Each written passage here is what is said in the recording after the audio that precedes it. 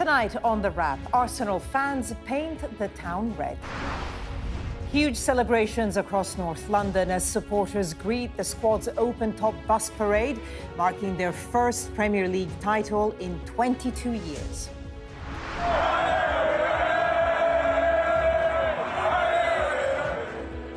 The players put last night's Champions League defeat behind them, vowing to go one better next season.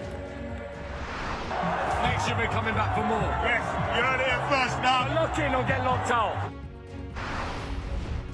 Tonight, the Israeli military pushes further into Lebanon, seizing a strategic Crusader castle in its deepest incursion for more than a quarter of a century. Renewed calls for people to stay safe in the water as emergency services search for an 11-year-old boy who went missing in the River Don in South Yorkshire.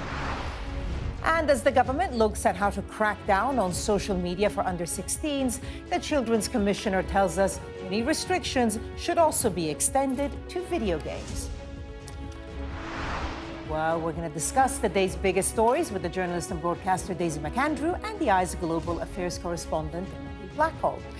Plus, a first look at the front pages of tomorrow's papers, including The Guardian claims that government documents about Peter Mandelson, set to be released, contain no record of measures taken to mitigate serious security concerns.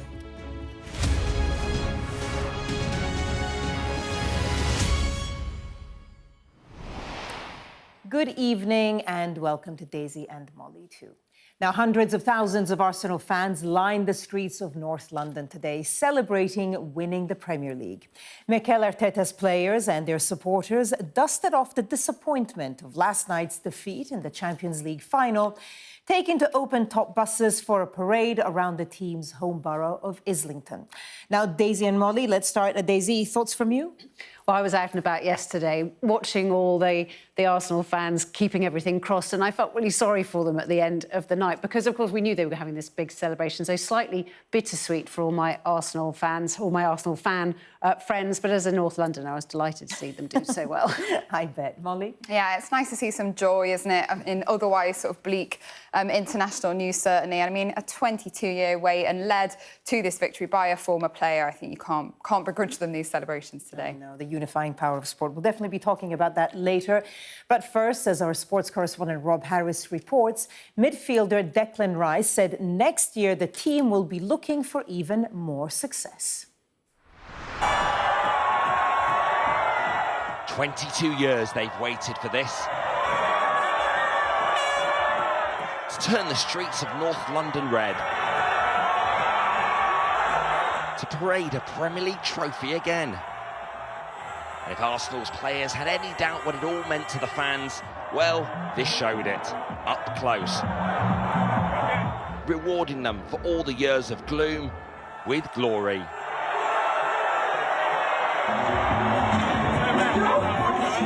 This the day the stars took to the streets beyond the stadium.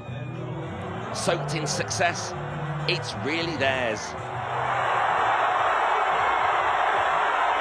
Everywhere they looked, a sea of red shirts.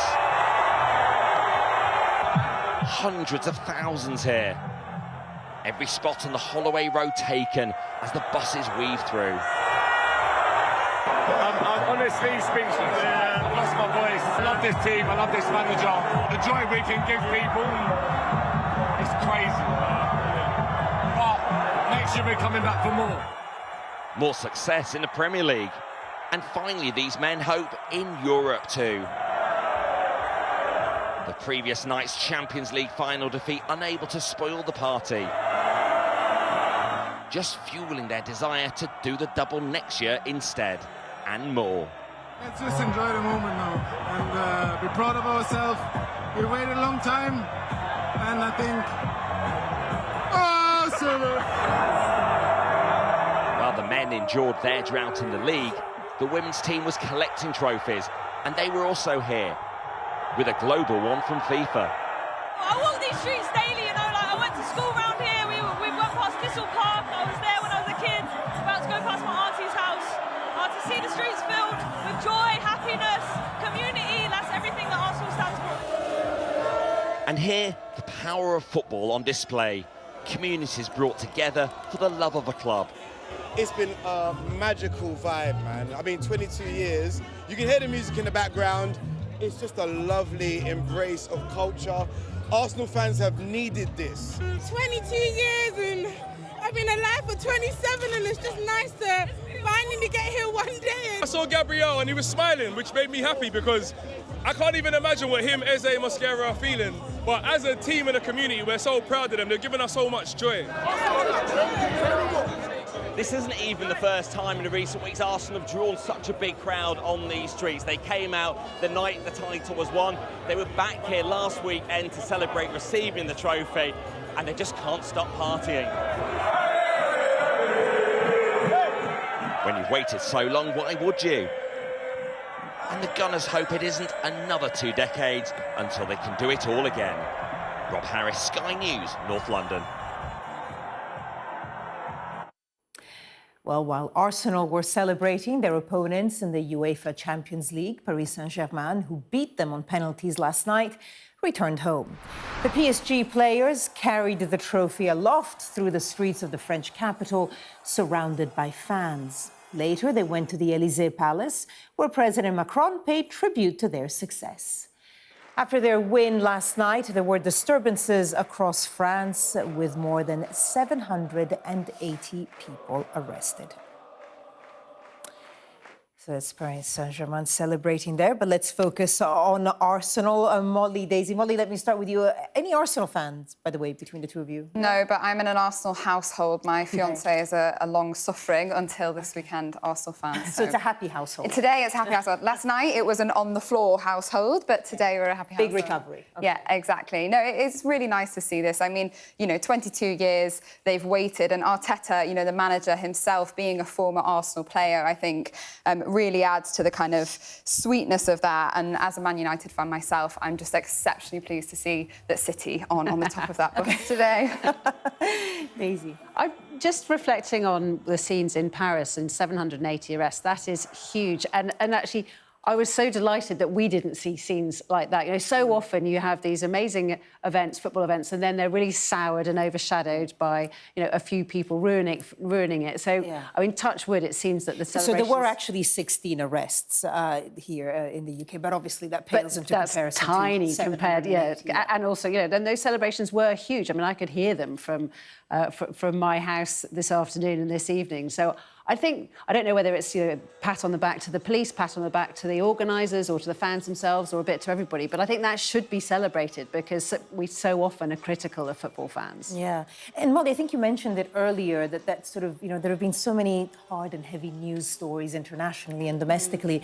There's something to be said for the unifying power of sport and especially football.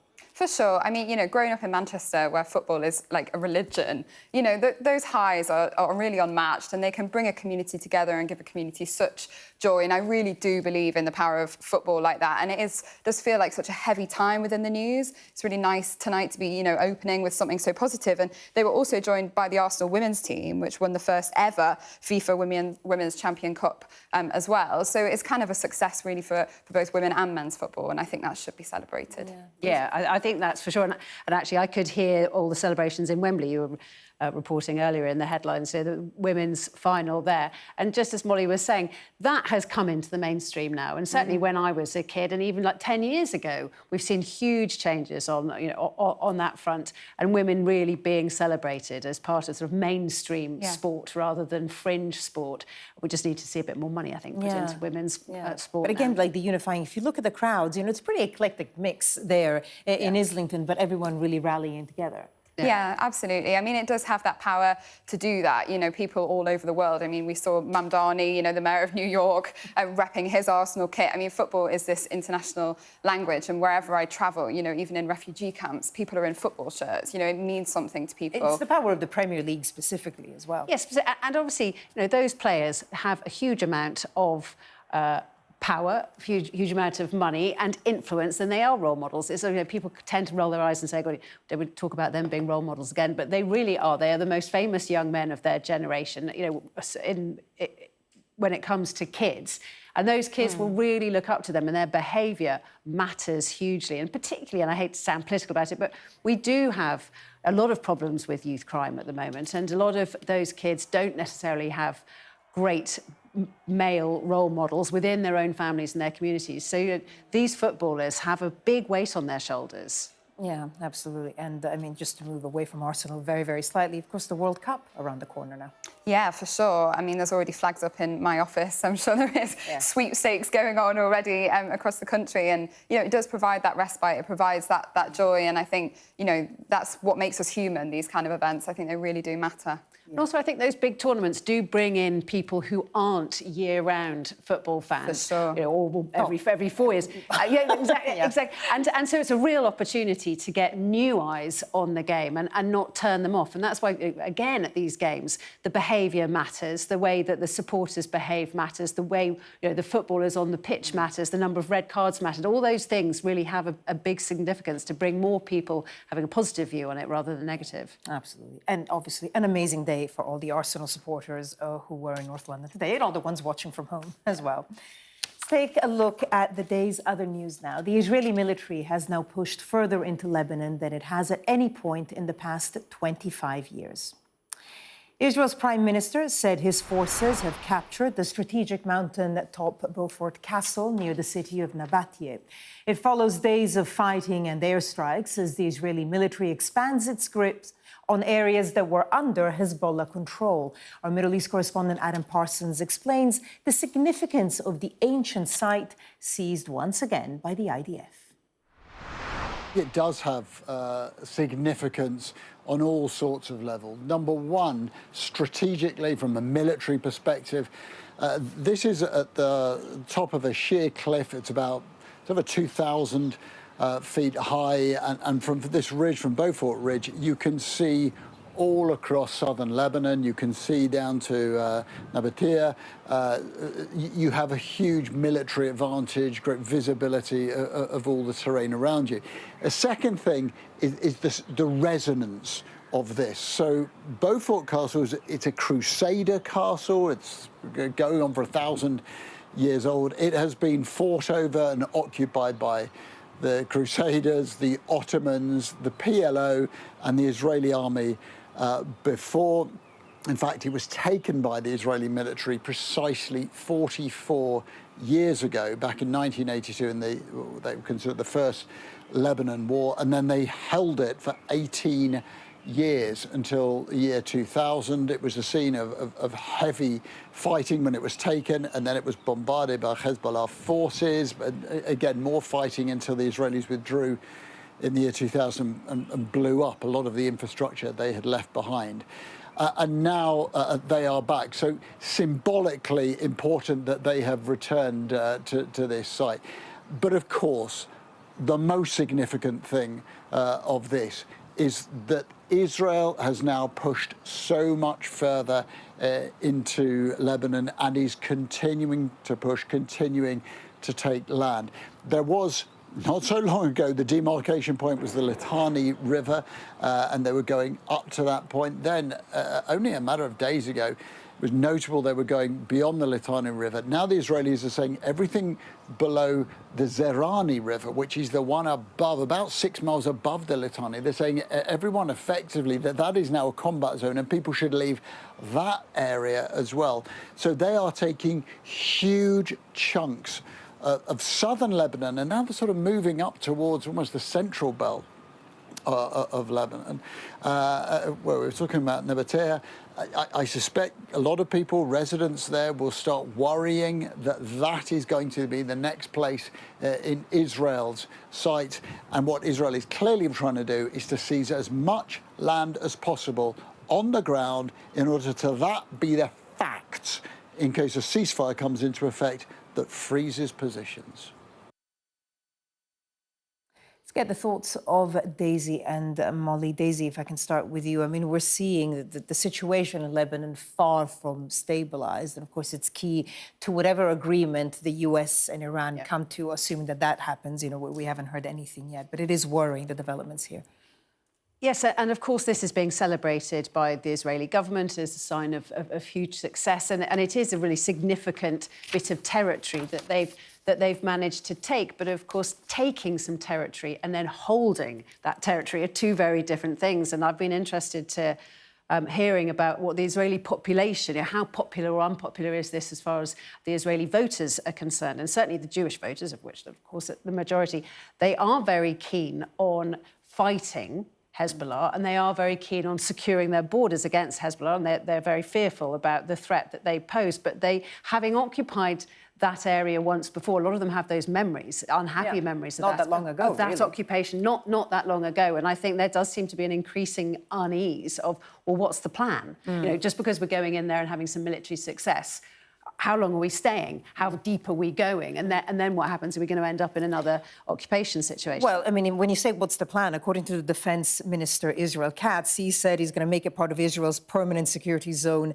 in southern Lebanon. I mean, that's what he's saying. You know, we'll see where it goes because, of course, one thing is taking, another thing is holding it. Yeah, for sure. And it's, you know, not only the questions that you mentioned, Daisy, about what's the plan, but also at what cost. You know, the Lebanese Prime Minister today accusing Israel of collective punishment because of the huge civilian costs, you know, that have come at taking territory, including this. The Lebanese authorities say 3,300 people killed since Lebanon became embroiled in this war on the 2nd of March. And a really shocking stat from the UN that in the first 7 days of this outbreak of conflict, 20% of those casualties were children. Yeah. And now, according to the Red Cross, 1 in 5 people in Lebanon are displaced. So, yeah, how long this will go on for will have a massive impact on the civilian population in Lebanon as well, who are no doubt terrified at the developments that are going on here. I mean, you mentioned there some of the statistics, 1 million people displaced in southern Lebanon, and then on the Israeli side, 25 Israeli soldiers and a defense contractor killed in Lebanon or northern Israel, and actually 2 civilians in northern Israel as well. And this is all because Hezbollah attacked Israel. I mean, there's always skirmishes, Hezbollah saying they're not going to disarm until Israel leaves, and obviously Israel not, you know, pulling back until they disarm or annihilate Hezbollah effectively.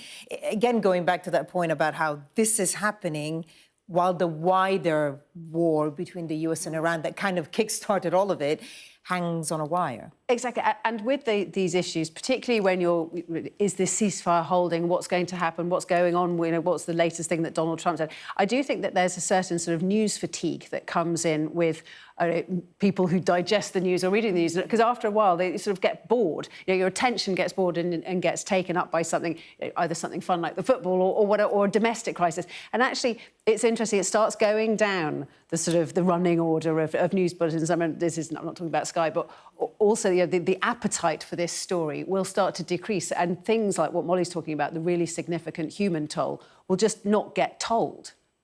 Yeah. Molly, yeah, absolutely. I mean, that's been part of the problem with the whole Trump presidency, which this is obviously linked to tangentially, which is there's so much news that comes out of the US that particularly when many news organisations in the UK are under strain, it becomes very difficult to cover all of this. But certainly that big picture that you mentioned, you know, is really important, how this fits into the wider US-Iran war. Obviously, talks still ongoing to try and find a formal resolution to that, and that can't come soon enough for Donald Trump with the midterms in the US coming. Domestically, this whole conflict is not popular at all in the US, among MAGA voters included, because Trump was elected on that policy to end US involvement in forever wars overseas. And actually, he's increasing it and increasing defence spending. And it'll be interesting to see come November how US voters sort of feel about all of this. And just while we're mentioning conflicts, just a reminder that Gaza, of course, is still sort of not, obviously not resolved, no real reconstruction. The Board of Peace doesn't really seem to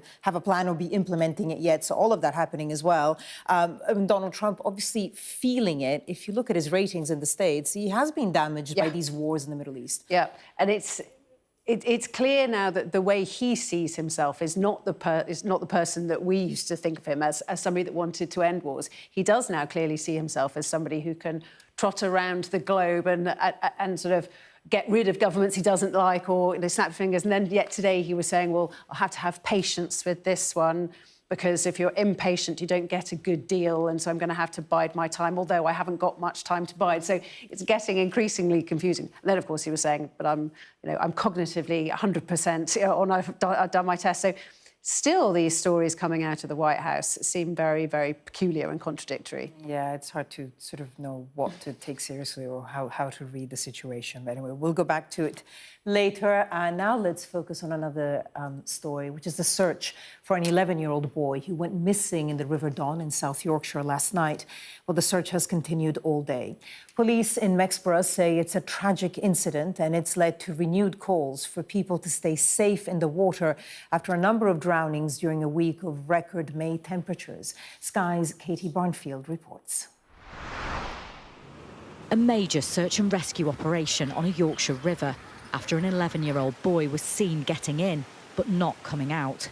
Specialist water teams with kayaks, helped from the air by helicopters and drones, searched through the night and into today without the result everyone was hoping for. South Yorkshire police say the boy went missing just before 8 o'clock on Saturday evening after getting into the River Don here in Mexborough. They say they know where he entered the water because items were left on the riverbank and people saw him get in. But despite launching a specialist search operation with underwater and ground teams, hours later, he still hadn't been found. People who live here say it's known to be a dangerous part of the river. Kids are getting in trouble all the time for jumping in canal. Every year kids are going down playing there, but it's just so dangerous. I think it's appealing because water's shallow, but then a little bit further down it plunges really deep, but you can't see that front bridge. Especially kids, they'll look at it and think, oh, water's really shallow. It's appealing to us, but they don't see the danger a little bit further on. Could have been one of my kids, and that's what makes it even worse. Kids swimming in water, and it's just one of them of, to an extent of, where do you tell your kids not to do it? This week, many have enjoyed the scorching temperatures, but the temptation to cool off outside in the water can bring a serious danger. 15 people have now died after getting into trouble in open water, many of them children and teenagers. 3 people were confirmed dead this weekend, including 15-year-old Chesdinian Joa, who died in hospital after swimming at Formby Beach in Liverpool on Bank Holiday Monday. This year, we're just seeing a big increase of incidents, unfortunately, due to the weather increasing, the temperature increasing, therefore people heading to the coast or heading to their inland spots. The water around the UK and Ireland, on average, is about 16 degrees Celsius, even throughout the summer months. And that can trigger something which is called cold water shock. Police have called the incident in Mexborough tragic, but asked people not to get into the river to try and help with the search. They say their teams have been doing everything they can to try and find the boy. Katie Barnfield, Sky News in Mexborough. Okay, let's get the thoughts now of Daisy and Molly. Molly, obviously incredibly worrying, the search going on. And over the sort of, heat wave that we've had, 15 people have actually died in the water. Yeah, it's horrifying. You can only imagine what this 11-year-old's, family are going through right now, and I'm sure all of our hearts go out to them. I think there is a bigger question mark here. You mentioned 15 people killed in this way, and as extreme weather events become more common and we're more likely to see heat waves like this, I do wonder if we need a more serious national conversation around this. Places like the RNLI do amazing work, they do, yeah. But do we need greater engagement with this in the public, in schools? Because so many of these people are youngsters. So I think it speaks to a potential sort of larger conversation that needs to be had really in the UK. My understanding is British children do learn to swim as much as comparable countries. As a nation, we're pretty good at swimming. What we're not good at is knowing what's safe and what's not safe. Because of our weather, we don't swim out in rivers or the sea as much as other nations do, who are obviously who are hotter. So we don't understand the risks that perhaps an Australian would understand, or a Scandinavian would understand, or a Spaniard, or a Spaniard, and particularly the risk. We tend to assume that the sea and beaches are dangerous and that rivers aren't. They sort of look like they're not as dangerous. They're deceiving, but actually rivers are as dangerous, if not more dangerous. Their currents can be much more shocking. They have the steep banks, so you dive into a river, you can't get out again when you get into trouble. I think these are the things that kids at school need to be educated about. They're not just getting somebody into a swimming pool and doing that. I don't know if you had that thing we have to get in and out of a pair of pyjamas underwater. That always seemed to be the test. So we're good at that, but we're not good at educating about the dangers, I think. Because it's not just children, so obviously you could do that at school, and I think some of it is being done, but it's educating grown-ups as well who may not have learned it. For sure. I think, you know, people in the UK have this tendency whenever the weather gets warm to go a bit crazy and just want to be outside. Because it's so unusual. Exactly, and that's all well and good. But as our climate becomes more like the countries that you're talking about, we need to up our game, I think, in terms of the population of all ages, understanding of these threats. And I'm sure there's a load of organisations who'd be, you know, well placed to do that. Maybe it needs more funding, I'm not sure. But I think, you know, we have to face up to the reality of this, that a sunny day is fantastic, but these dangers are incredibly real. But also the temperature outside doesn't correlate to the temperature in the water, and so there's that cold water shock. Exactly, that because it might be 30 degrees, like it has been this week, but the water is still going to be significantly colder than it would be in hotter countries where it's, you know, hot all the year round. So that's another thing, and you know, that shock, as we all now, most of us understand, that shock of that cold water can be incredibly dangerous. Yeah. All right. We're going to have to leave it there. But yes, I mean, presumably there will be more education around the issue. Well, coming up next, we're going to take a first look at what's making the front pages of Monday's papers.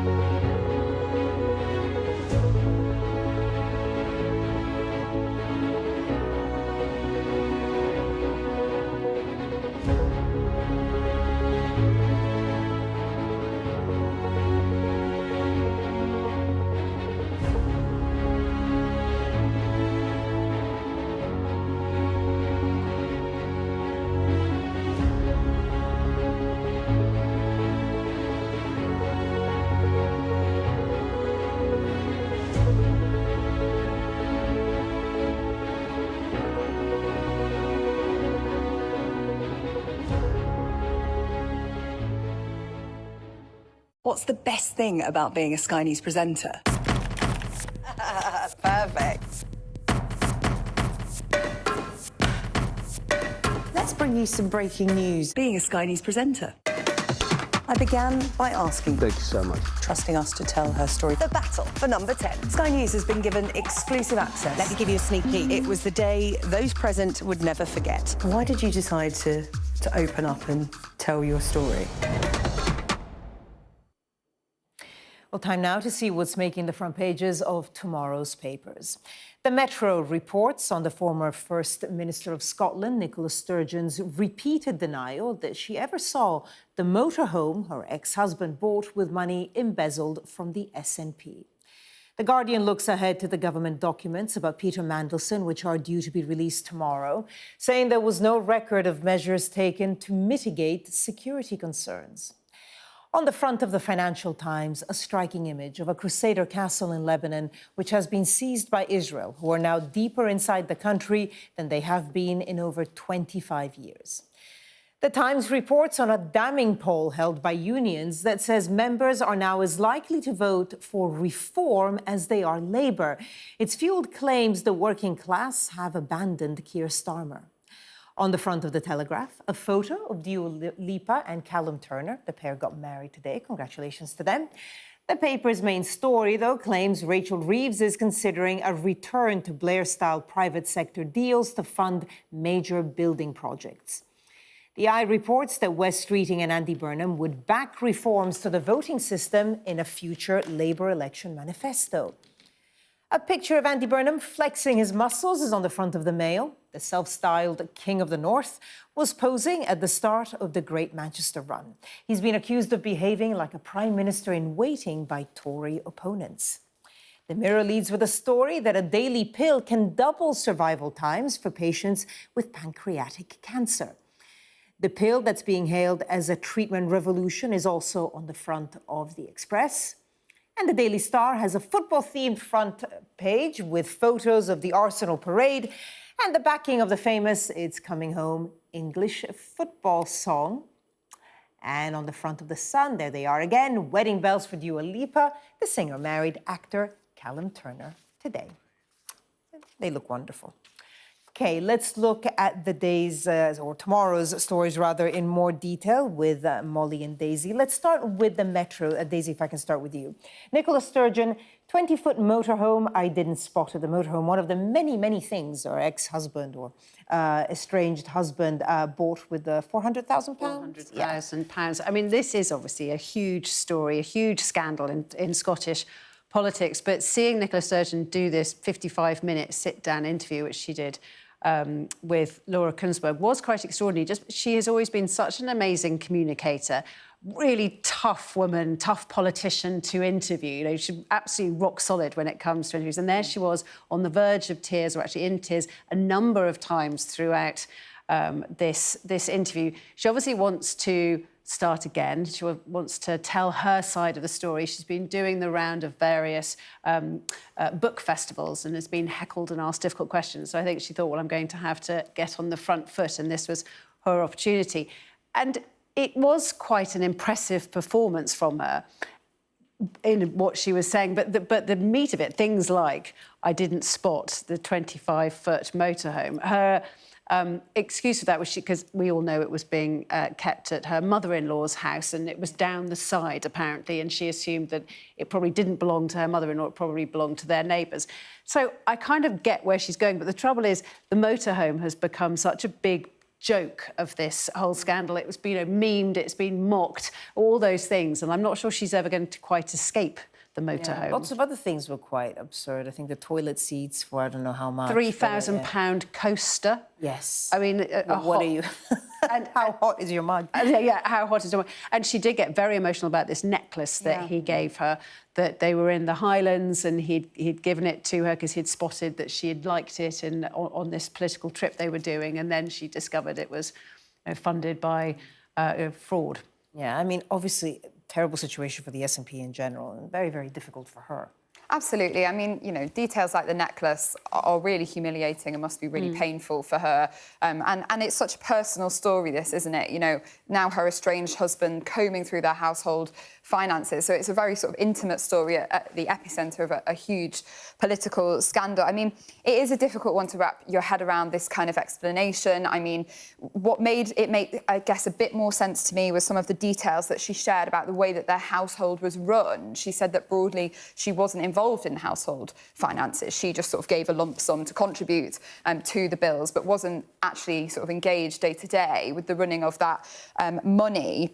And, you know, her and her husband had separate bank accounts, things like that. And I think that starts to shed a bit more light on the nature of that arrangement, because I think in most relationships, huge sums, huge purchases would go noticed, you know, but you can maybe understand if this is the case. She is the First Minister of Scotland and they live quite financially separate lives, perhaps how this might have gone amiss. But I think it will be, as you say, one of those stories that never quite gets resolved. She's obviously going to try and share her side of this. And it was very powerful. She was saying she feels she's serving a sentence for a crime she didn't commit. And certainly, you know, this will always be associated with their relationship and her tenure, really. The trouble, though, is that, of course, yes, she might not have known what was going on in his bank accounts. I sort of accept that. She is a workaholic. She was working very hard. I get that.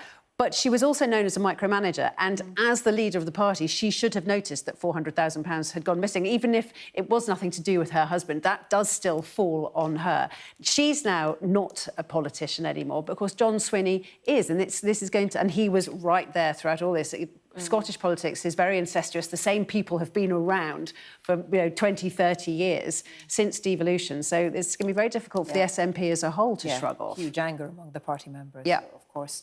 Let's move on to the Daily Telegraph and a story on their front page. Rachel Reeves looks at PFI to fund new towns. PFI, of course, private finance initiatives. Molly, what's the story about? Yeah, so it's all about, basically, in a nutshell, how we get more money into the economy. Of course, there's the income that you get through taxation that's raised through the population, but there are some question marks across the government, actually, as to whether you need to look at private funding as a way to sort of help inject a bit of cash into the economy. Obviously, Labour have put growth as their kind of central political agenda, and so this is something that's really important to them. And I think it's interesting. This story focuses on funding of new towns, but I mean, I mostly focus on defence, and in military circles, I've had people, you know, make similar suggestions to me there that perhaps we need to look to private funding to plug some of those gaps if taxation isn't going to get there. And Molly, while we've got the Telegraph, sorry, Daisy, while we've got the Telegraph up, look at that story as well. Streeting backs fresh drilling for North Sea oil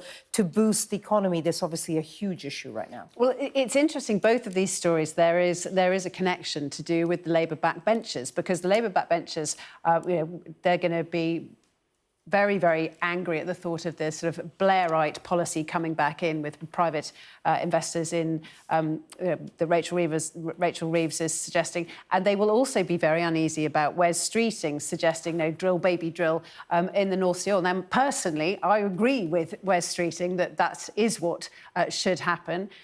But it's going to be difficult for quite a lot of the Labour, particularly the Labour members who are on the left of the party, or the sort of Miliband type of Labour members and Labour politicians. They will be very uneasy, and they will think this looks like Streeting saying it in order to go after a certain area of the population who are perhaps to the right.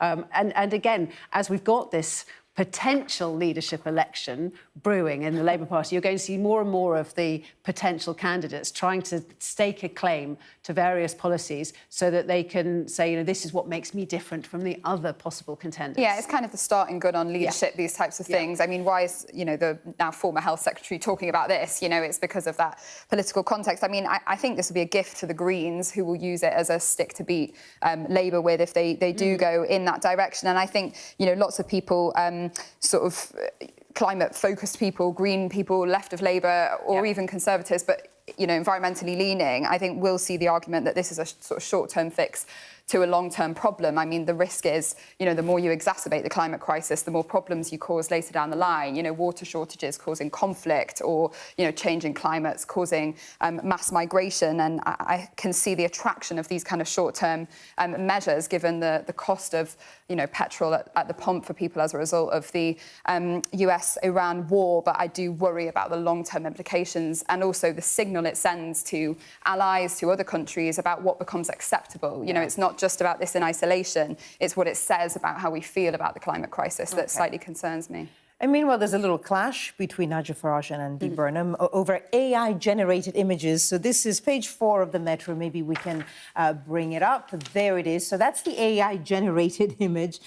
Daisy, talk us through this. Well, again, while we're on the subject of a potential Labour Party leadership contest, this, of course, is Andy Burnham. You can see his face there on... and this is something that Reform have put out and they're talking, and I'm sorry to your producers, because this does mean we're going to have to say that there are other candidates, but this this is all about that by-election in Makerfield, which, of course, the main two runners are the Reform candidate and Andy Burnham. So the Reform has put out this poster saying Andy Burnham is for them being illegal migrants crossing the Channel, not you. Vote Reform in Makerfield. So that was the initial sort of burn from Reform towards Andy Burnham. But Andy Burnham has hit back on, I think, X or some other social media, saying, are you getting desperate, lad? Lad being Nigel Farage. Maybe keep your crypto millions for something else rather than making these posters. And, of course, that's a dig about the money that Nigel Farage received from Christopher Harborne, which is being investigated by the ethics. So you can see these sort of playground tactics being used. Yeah, I mean, this kind of thing is where Andy Burnham is really good. He's got that kind of northern wit, you know, he's quite unflappable. Yeah. He's quite charismatic, and I think that's why people in Keir Starmer camp are quite concerned about him as a potential rival. He's good at brushing these kind of things off, and he's good at taking on Reform in some ways, in a way that Starmer's been criticised for perhaps not matching up. But I think this also speaks to, you know, outside of the very important Makerfield by-election, the trends that we're going to see in politics, you know, the use of AI in politics. I mean, to what extent do we want to accept that, you know, AI-generated imagery, which is put out there as if it's a real image, is going to become mainstream? I mean, there will be lots of people who see this and don't clock or aren't aware. And it's so sophisticated as an image. Absolutely. And I mean, you get deepfake videos now, which can be, you know, increasingly convincing. I think that is a significant problem. I don't think many people will. No, not that image, but as an image. No, I think probably not. They'd be very well organised. The quality of the image. But, I mean, having said that, I have teenage kids, and the number of times I'll show them something and they'll go, oh, Mum, that's obviously AI. And because I, you know, they think I'm some old boomer, I just didn't click that it was AI. Yeah, and the videos are particularly frightening because they really can do. But seeing as we mentioned the Makerfield by-election, there are 14 candidates in all, and you can see them on your screen right now.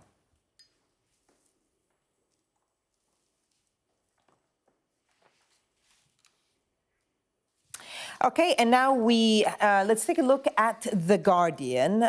Big splash there. Mandelson files show no mitigation of security concerns over the top US job. These are the files released this week. Molly.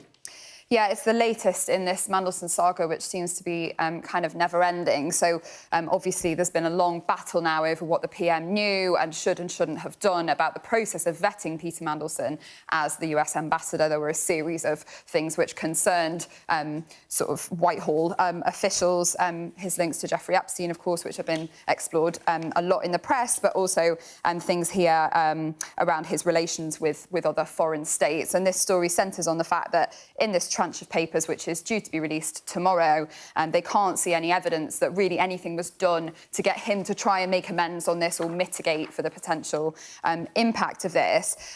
This is, you know, just the last thing that Keir Starmer will be wanting to see on the front pages. I mean, this has been such a headache for his premiership and really, you know, made it wobble over there in Downing Street at times. But I think it also speaks to, on a bigger scale, the pressure of the US-UK relationship. You know, there's a reason which, you know, why this was rushed through in the way that it was, whether you think that's correct or not. And clearly, most people would think not now. And that's because there was pressure to get someone in who was familiar with Trump and could deal with that. And, you know, it comes in the midst of a wider sort of breakdown in relations between Trump and Starmer. You know, Trump has been throwing insults across the Atlantic, personal insults at Keir Starmer, and no doubt that built the pressure on all of this. And I think I think you're absolutely right that this story is needed by Keir Starmer like a hole in their head. But it's also very interesting that this Mandelson story really has broken through to most people. Most people who've stopped in the street, they would know about the Mandelson scandal, whereas most political stories don't have necessarily a great breakthrough to that much of an impact. But it's also mentioned on the front page of The Telegraph, where they've got a different take. They're saying Scotland Yard has asked Number 10 to withhold key files relating to Mandelson amid fears they could compromise Scotland Yard's criminal investigation. And again, I don't know if it's the cynical side of me that thinks it's quite convenient that they've been asked to withhold stuff. Is that really the case? Then again, it'd be unusual for the Telegraph to put a pro-government, planted piece on the front page. So I think maybe I'm being overly cynical. Yeah, well, we'll see. A good story, a good news story, front page of the Mirror.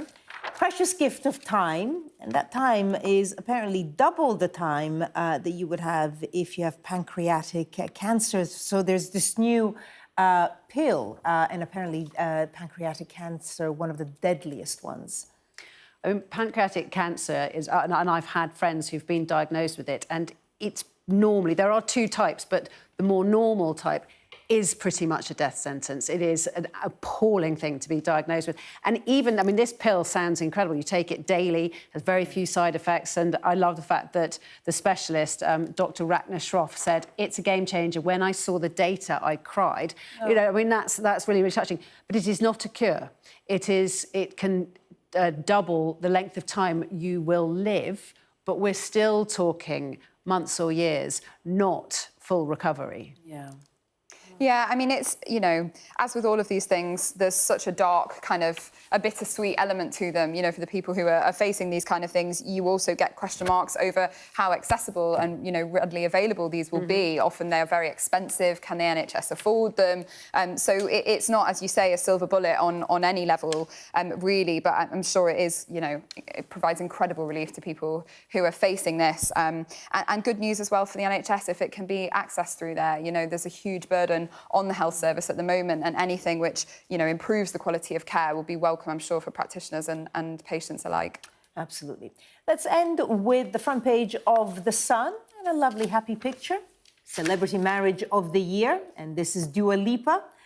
Marrying Callum in a surprise UK wedding. Apparently, they've got the big bash in Italy in a couple of days, but this was the preliminary sort of register office wedding. I love this. I think she's quite sort of Bianca Jagger in that outfit. I love the fact fabulous. I love the fact she's wearing that big hat and the suit. It's really elegant. I can't quite tell from the picture whether it's baby blue or whether it is traditional wedding white, but really, really lovely. I mean, he's an actor. He's not an actor. I mean, he's a big Hollywood actor. I mean, he's English. Apparently, people always think he's posh, but he's not. He's proper working class. Okay. He's just good at a posh accent, I've been told. So people think, but yeah, they look great. Really nice. They do. They do. Incredibly chic and very romantic. And I think I'm pro good news at the moment in all of this. So, yeah. But now I'm really curious to see what her wedding dress will be like for the sort of big fancy one. But this one is a great as well. Right, Daisy, Molly, thank you both so much. Stay with us. We'll go through the papers and more of the day's stories in the 11. But first, we'll tell you why it's not just Arsenal who have plenty to celebrate.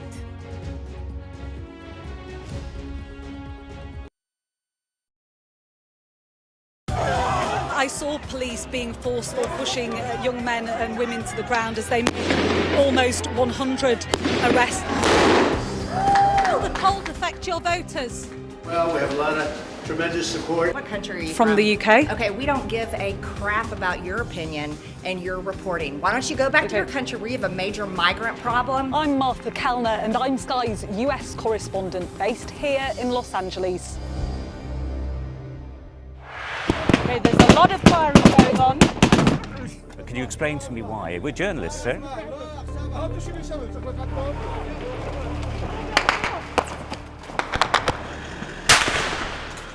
Let's go. Watch, wait, right, we're going to get in. Right, get in. We just want to ask you a few questions about your involvement with ISIS.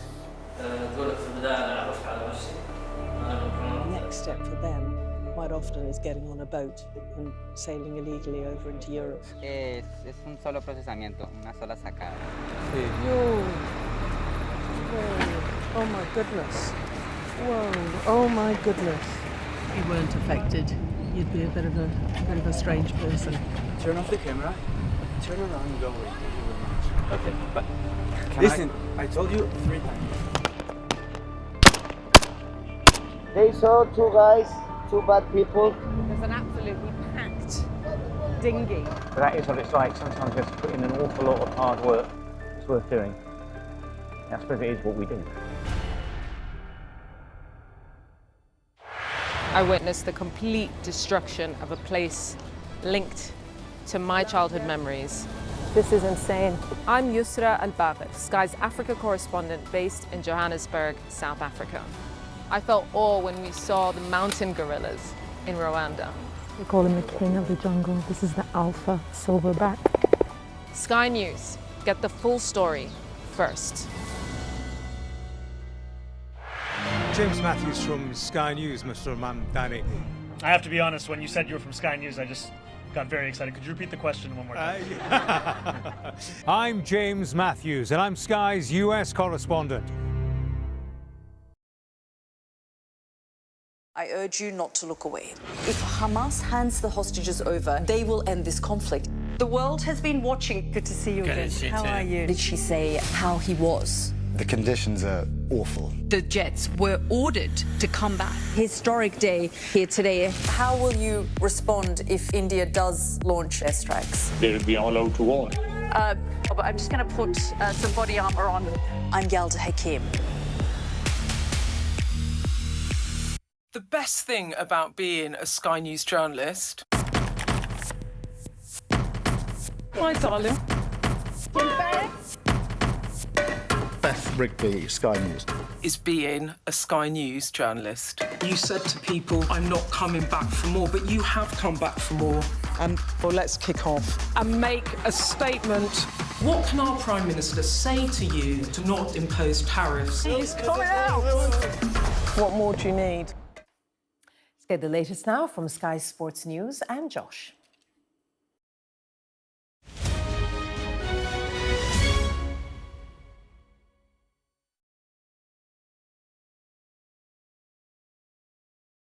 We're here at Silverstone to see if Alpine's Franco Colapinto can pick which of these 5 drivers is the real professional. So the idea is we're going to do hot laps and then we're going to have a race. Is it karting drivers or like Professional driver. professional driver, not karting? No, not karting. Can you show me their faces? It's a mixture of ages. Okay. No, I can't show you their faces because you might recognise one of them. Green flag, green flag. Vamos! Has he got wet or is slicks? I think that's Slicks? I think Oh that's my god. Right. Slicks in the wet. That's proper English, huh? That's how we do it at Silverstone. Actually, really good lines, eh? It's quite tricky with the slicks on the wet. What? So what do we think of him or her? Oh, we've got girls and men. Yes, we have girls. Okay, we got a mix. Hit the curve, no curve. Oh, a bit wide. Hit the curve, come on. I mean, actually, I don't think you need this right now. You can just talk. No, this is quite cool, eh? I got Oh, a bit of oversteer. Okay. The Alpine is better than that. Oh, sliding. Right, so what do we make of this one so far? Driver number 1, what do we think?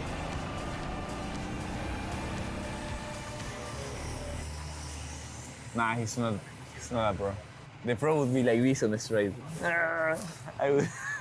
What do we make of the second? Oh, this guy. Hit a king, eh? Okay. You see, he did what the coach said. He's got some nice boots. Yeah? The boots are they given by the track? No? Yeah. They are personal. Yeah, well, that could be a giveaway, couldn't it? Police. Oh, the body! He's gonna fall off the cart. Using his He's using all the physical track. ballast. He's using the outside of the track. Okay. It's very slippery in the rubber. So Good, I like him. potentially the pro. Look! Okay, vamos! Oh. He has extra time. It was a bit of peacocking then, wasn't it? Yeah. A little bit of showboating. No, he loves it. Yeah. He's probably racing go-kart. Yeah, okay. They got pressure, right? They got cameras on them. Yeah, he's got you commentating. Poor them, yeah. Whoa. What do you think? He's really, he carried a lot of speed there. This one is good, and the next one, I think the 2 previous ones were not. So 1 and 2, we're saying no. We don't think. No. But 3 and 4 potentially. But number 2 was good. Okay. I think he's young.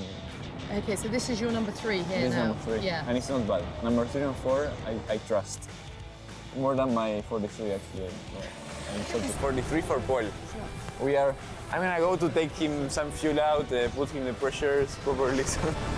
Oh, look at him. My man taking the short line. Oh, you like that, don't you? Not bad. I like the boots of this one. Okay. The Alpine Stars. Oh, the sun is coming. Lap is going down. Oh, it's taking nice lines there, I'm getting some vitamin D now for the first time in the day. The sun's coming through. I would love to know if it's a kid or not. You know, you could. No, but I feel professional is not a kid. So you know who is a bro? I do know. Ah, so you can help me then. Can you imagine Pierre is that?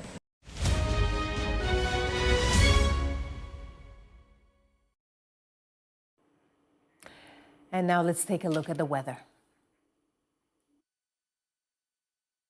You're looking happy. Well, the forecast looks good.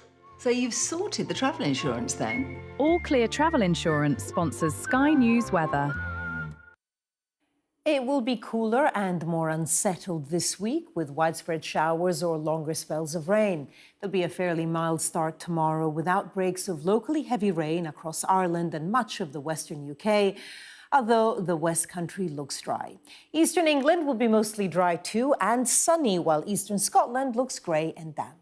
Britain will see rain in the west becoming more extensive during the morning, but southeastern England and the far north look like staying mainly dry. Western parts of Ireland and Northern Ireland, meanwhile, will largely dry up and temperatures will be near average generally. All Clear Travel Insurance proudly sponsors Sky News Weather.